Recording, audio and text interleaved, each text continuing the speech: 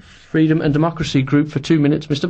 Bufton. The question opens with the statement that the free movement of workers is beneficial to the economies of member states and does not have serious negative side effects on their labour markets.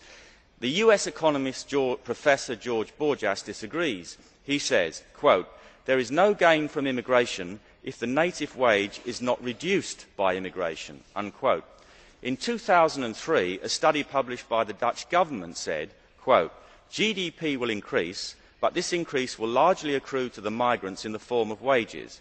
The overall net gain in income to residents is likely to be small and may even be negative." Unquote. A report from the House of Lords Select Committee on Economic Affairs in 2008 said, quote, "Although possible in theory, we found no systematic empirical evidence to suggest that net immigration creates significant dynamic benefits for the UK resident population." Unquote. Uncontrolled and unrestricted immigration into the UK has meant that the wages of native workers have been driven down, while living costs have been driven up because of extra demand on housing. The people at the bottom end of the economic scale have experienced this directly. Massive immigration of cheap labour may benefit an expanding and developed economy or developing economy in a country with vast reserves of natural untapped resources, such as America in the 19th century.